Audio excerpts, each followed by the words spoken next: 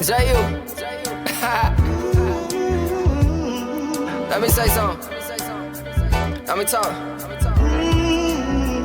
Yeah, yeah. Hey, look, playing a boardroom. Yeah, he really him. So when I was gonna go to law school, I was gonna go to SMU in Dallas, Southern Methodist, and it's in the middle of Highland Park. It's like Rice University here. And so I was staying there, and I used to go to this restaurant in the evenings with my buddies. Okay. It was a high end. That's where I met Michael Jackson's lawyer. Oh, really? Yeah. Okay. Were you in law school at that time? No, I met him when I was already a lawyer. Okay. When I met Michael Jackson's lawyer. Okay. But the day I met Bush, I was at this place called Toulouse. Okay. Yeah, right here. Yeah. It was That's him? Yeah. That's Why he look like? Oh man, this guy, man. He was in town for like a huge case, $200 million. Okay. So I was there with one of my girls. Okay. And I told her, and she was like, "Go talk to him." I was like, "Nah, I'm not gonna bother the man." Okay. But then, so what, you just went up to him? Or No, she went up to him. Oh man. Yeah, she went to him and said, "Hey, my boyfriend is a lawyer, and he thinks you're Michael Jackson's lawyer." He was like, "Yeah, I'm Tom Mesereau." Okay. And he came up to my table. Really? He was like, "Come on, man, you can come talk to me. Don't be shy." So he was a cool guy then. Yeah, he gave me his number. He said, "Call my office in California. I'll mentor you." I never did, man. You didn't take him up on it. No, this was 2 years before COVID happened, and I was starting to realize I wanted to build something else. Okay. But George Bush, I was chilling, man. I didn't even know he was there. And then I saw Secret Service come in, like flooded the restaurant. Oh, really? I was like, damn, what's going on? And then I saw him walk out with protection. So I left. I left. I told my boy, I said, "Listen, man, the president was here and he's leaving like in a rush. I'm not staying. He must know something I don't." And so we went home, and he was announcing that they had shot Bin Laden.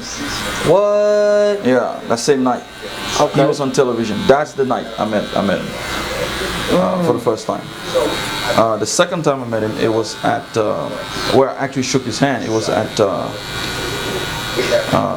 again in Highland Park. It was at an event hosted by a guy called Harlan Crow, and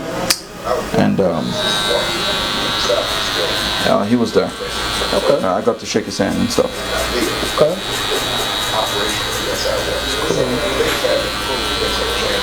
Then I met his wife at a conference in Dallas in 2015.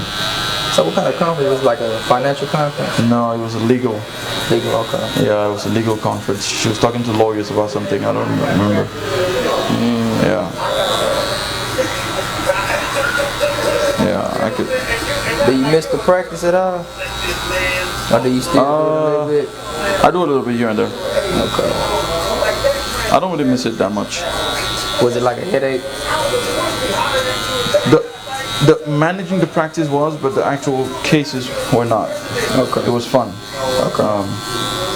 In fact, I started looking at it like sports. I had a game every week, and I'll just prepare for that and try to execute. Yeah, it was fun, man. Okay. I never understood when lawyers would say they're so stressed out and Oh, really? it's just so hard and they have anxiety. But I like being out there and talking. So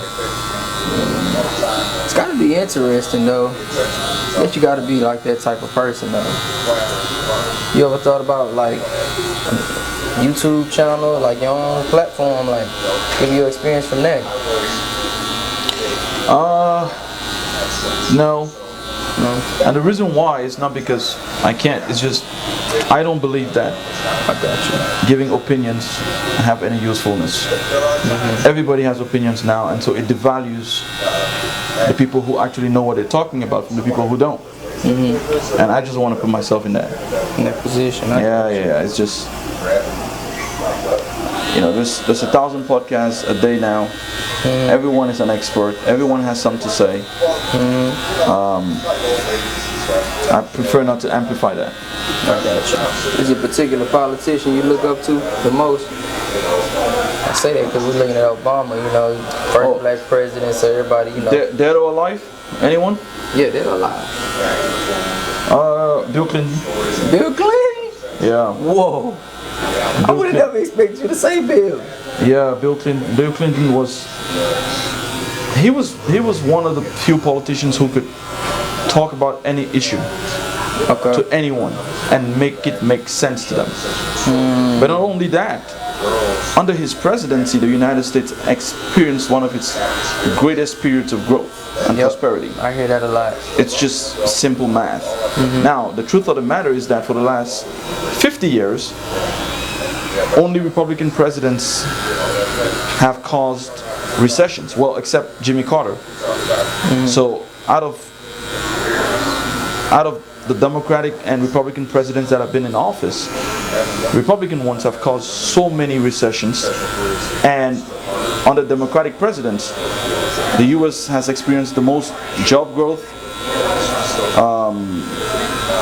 the most growth in GDP, the most economic growth. And so I think Bill Clinton, to me, is an example of being able to both talk about the thing and do the thing really well. Yeah, he was good, man. Don't mind the recent issues that he's had about. I know what you mean. Nah, man, that guy was. He was pretty good. He made some mistakes. He made some mistakes in international politics. When the way he handled the Rwanda genocide was not good enough. There were some crises in Eastern Europe that I think he could have done better with. Under his presidency, the U.S. embassies were bombed in East Africa as well. And I think that he could have been more proactive in going after bin Laden. Back then? Yeah. Wow. Because it was known that he was involved in that. Okay. Yeah. And then he made some moves around the end of his presidency, you know, with banking regulations that may have caused or influenced how bad things got under George Bush. But by and large, you know, I like him and I like Obama, of the guys who are alive. Okay. Franklin Delano Roosevelt. Okay. The 1930s. Okay. He did an exceptional job building the United States into what it is today. Okay. Into where the federal government has the kind of influence that it has today. I'm talking about things like minimum wage. He set that up. Child labor laws. He set that up. Most federal regulations that we experience today truly took hold in the 1930s, as he was trying to, you know, recover or help the country recover from the Great Depression. Okay. And so he was solid. I also like Lincoln, but the reason I like Lincoln is because he was honest. Okay. Yeah, I think by and large he was very honest about why he wanted to embrace the chance to fight the war with the South. Right. He made it very clear. But my favorite U.S. president of all is John Adams, actually. Okay. The second U.S. president. He's my absolute favorite. Okay. And the reason is because he was one of the few founding fathers who understood early that slavery was wrong. Okay. Slavery was indefensible. Okay. There was no justification for it. Even back then, some people would think it's wrong, but they would dance around the issue. Not him. He was very clear about it. In fact, so much so that his son became a defense lawyer for slaves. And then his son became a president as well. Oh yeah. Now, yeah, I wish history was different, where they didn't let slavery in after the country became independent. But I think guys like him are the reason why there was a serious resistance to it. Okay. So John Adams, he's my favorite U.S. president. And there are mistakes he made, though. He made some serious mistakes, but he was an absolutely legendary judge of character. He picked George Washington to lead the U.S. Army, or the colonial army at the time. He picked the first Chief Justice of the Supreme Court, John Marshall. And those decisions helped the United States greatly early on. Obviously, with George Washington being the first president, John Marshall really establishing how the Supreme Court can affect the legal questions in the country. So he's my number one, absolute number one, John Adams. Then Lincoln would be number two, FDR, Obama. Got Obama up there. And Clinton as well. Yeah, Obama did well, man. He made some mistakes, but he did well. I mean, I don't know if you remember how bad it was when he took over. Right. Yeah. And what they said, he wasn't gonna be able to fix it. Yeah. It was. And I think enough is not being said about that. Yeah. People dance around the issue. People forget so fast. We forget so fast these days. Yeah, they it's want incredible. him to save the whole world. They want him to do so much. He has so much on his plate. I mean, stores were closed in the malls. Right. It was really bad, man. Right. And for this guy to turn it around in 18 months and truly set the country back on track, I mean, I don't think he gets the credit he deserves. He made some mistakes that I think on immigration, for instance, he could have done that in his first term. Maybe, I guess. I don't know if he had the votes in the House and the Senate.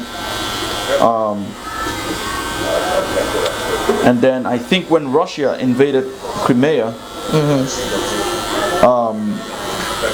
I don't think he opposed enough.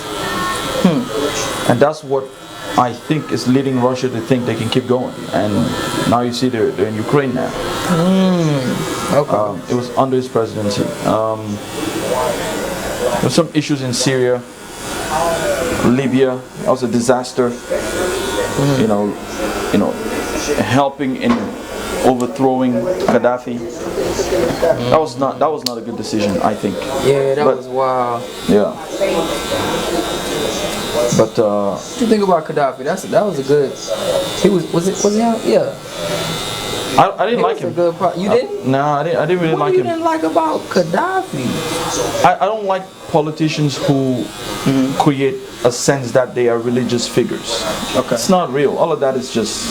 Okay. It's not real. It's just. I got you. You know, you want to be a dictator. Be a dictator. Don't create some sort of religious. Like he was a savior. Personality around yourself. And I didn't care much for that. But I can't deny how his country was running under him, though. That's what I was thinking too. Oh yeah, they were doing real good. Yeah, that's what I said. They were doing really good. Right. In Africa as well, he was pushing a lot for. I wouldn't go as far as saying the United States of Africa, but he was pushing a lot for African nations to truly operate as one. Right. That's what everybody talked about when you mention him. They talk about how he was trying to bring everybody together. Yeah, but that sounds good on paper until you know, when you dig into his actual words and behavior, you got to see a sense of superiority that he thought he had over black people, and I don't respect that either. He didn't always operate as if he was an equal. Okay. And North Africans sometimes they have that sense. I wouldn't generalize, but I don't respect that at all. I got you. I think that he. Would you say that being a person is in his position, that he have to operate like that, in a sense? Like if you a king or in your country, you can do that. If in your country, you can do that. But when you're trying to bring other countries together, okay, you got to be humble. Yeah, you got to understand you around other kings and other leaders. Okay, and so he was trying to be a leader around everybody. Yeah, and in the wrong sense. There was a racial undertone to it that I didn't care for. African politics is really weird. Okay. Because sub-Saharan Africa, which is anything under the Saharan desert, These are mainly black countries, except the ones in the absolute south, like South Africa and Namibia and Zimbabwe, that you know, they're black, but they have a lot of white populations, and they have a history of dealing. Those southern countries have a history of dealing with racism in a way that the rest of us in Africa didn't. But we dealt with the colonial system, which was also racial. And so, since the 1960s, I think there needs to be a leadership in Africa that accepts blackness as being enough on the global stage, with no need to justify its presence. So when I say that, what I mean is, if we walk into a room at the United Nations as blacks, we shouldn't have to justify why we're there. But in a lot of conversations we do. When we talk about climate change, which is caused by the West, which is the United States, Europe, and by China and India, mainly, we almost have to justify why we need action to be taken, which is ridiculous. Right. And I say that because when Gaddafi was trying to bring together, or at least lead, the United States of Africa, there was always a sense that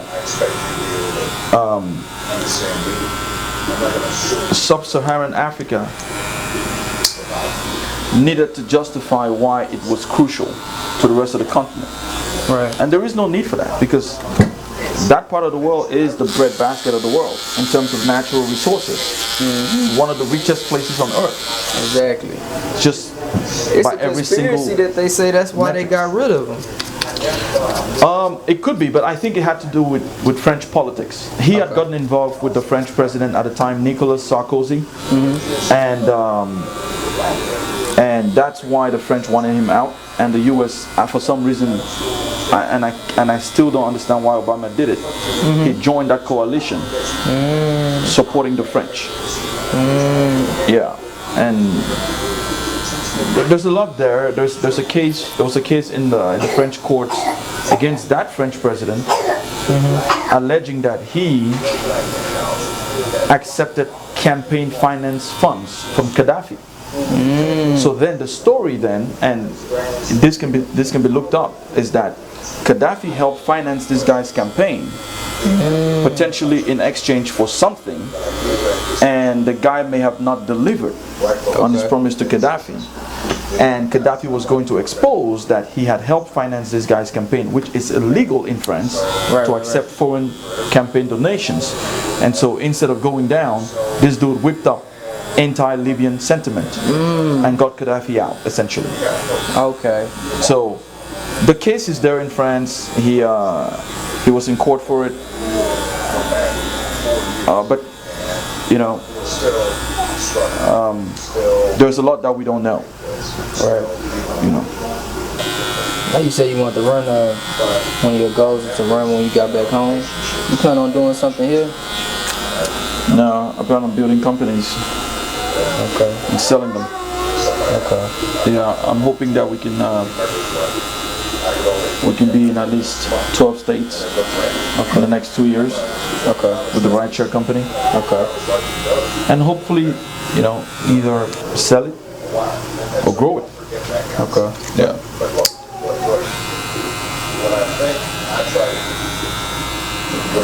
So all the political, all your politics and stuff, you gonna leave that, say that for back home? Yeah, back home. Okay. I do enjoy U.S. politics, but I love it as an observer.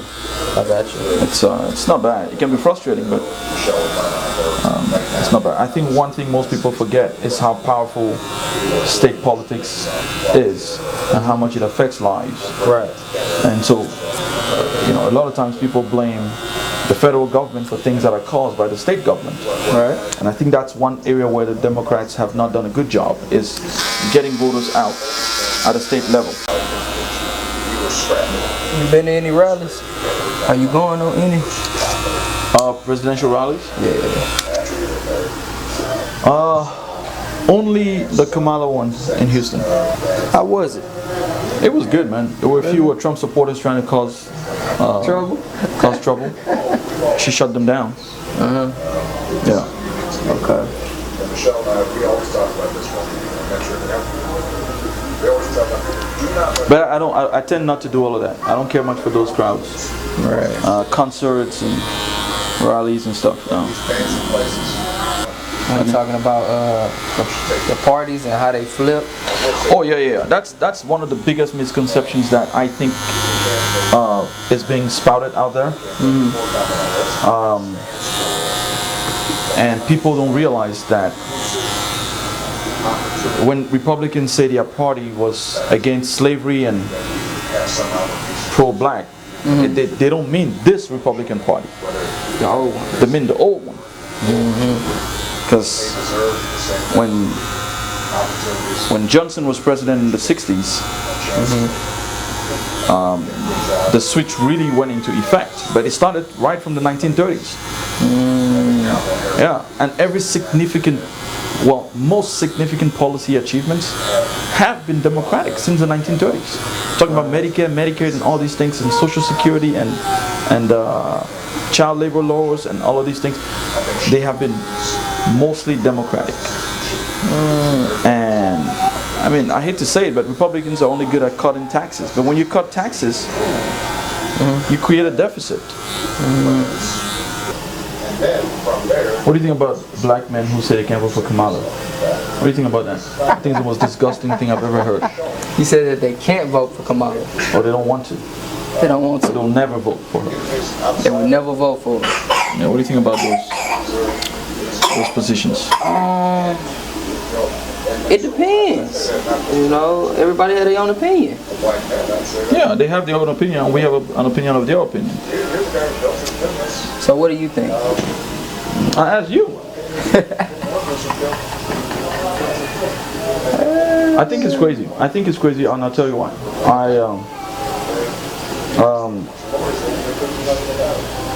Most of those opinions come from lies. So they start with saying she put a bunch of black men in jail. When you look at the data, it was about 55 black men that she put in jail for those things that they're talking about. Then they talk about her truancy laws. What's wrong with that? Okay. You know, if your child is under 18, not home, and causing damage outdoors, you as a parent should be held responsible. Right. Why is that a bad thing? When it comes to that, the part about it that's bad is when it's a child that's just really being unruly, like you can't control them. So we should be, so the state should take that over? Oh no. So you guys say on one hand, No. So if you expecting your child to be at school and you can't, and they skipping school, you can't control what they doing. Now you want to put me in jail. why is the child? The child is skipping school because you raised them badly.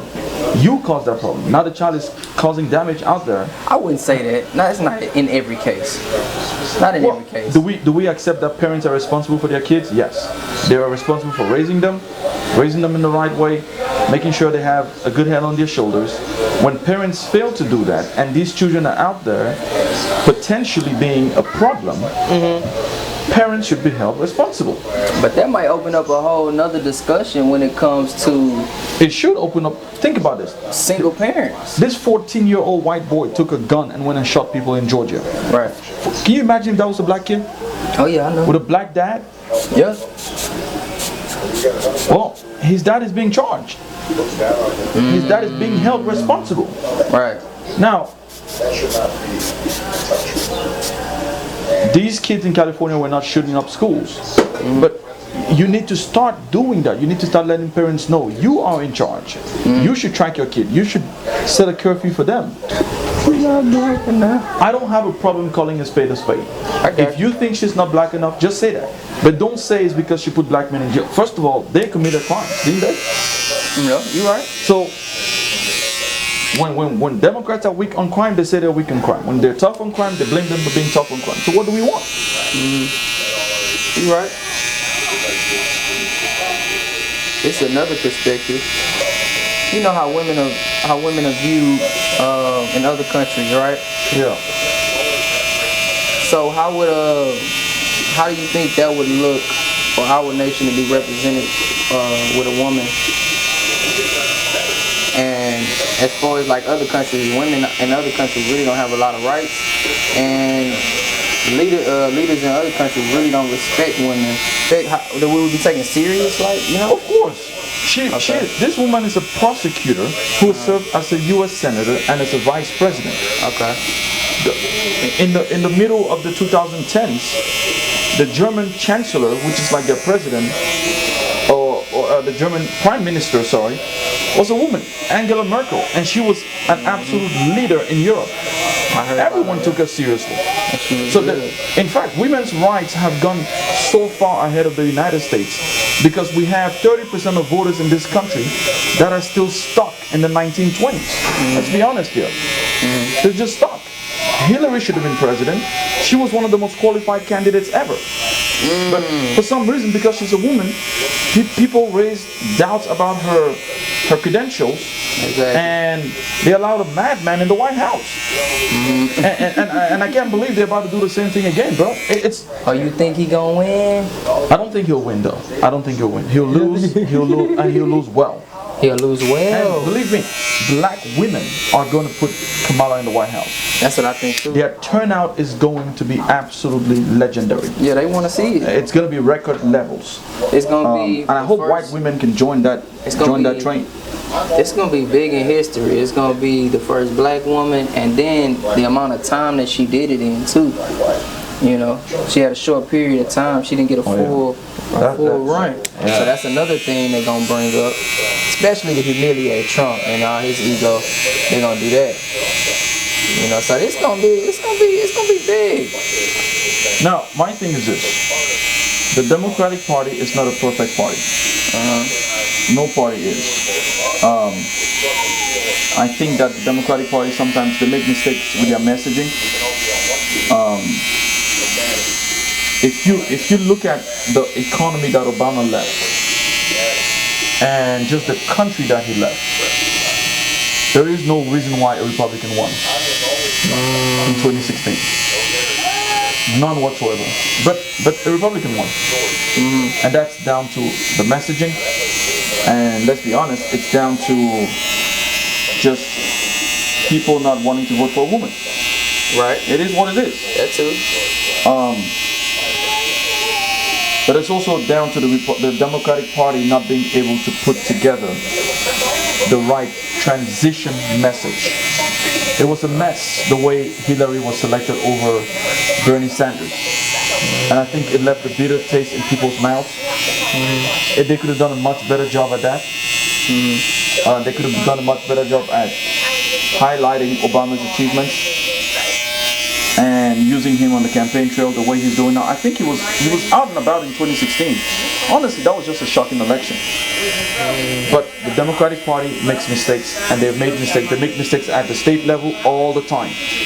They do not prioritize state elections.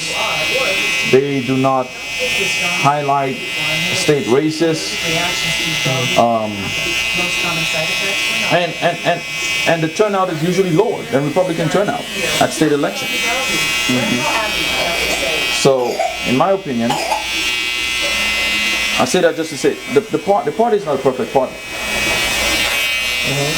But this election should not be closed. It should not be closed. No, it shouldn't be closed. Wow.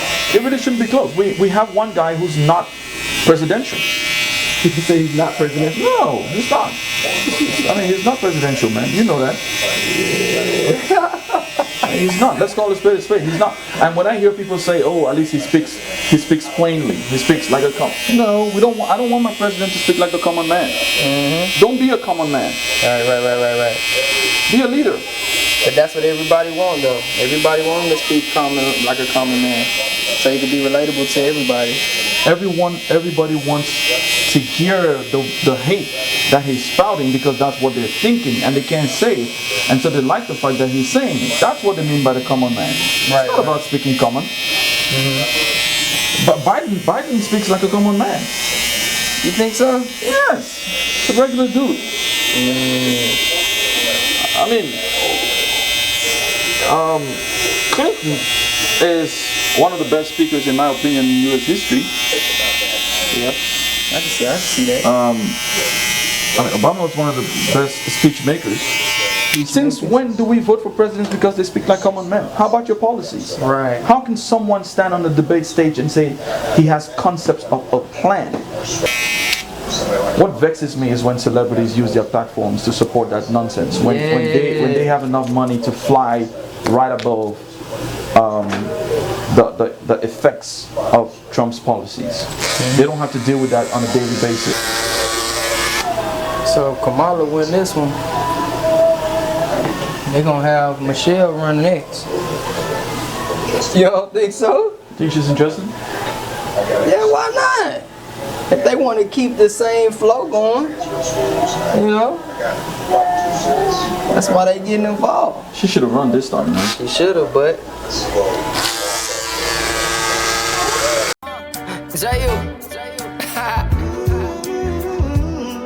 Let me say something. Let me talk.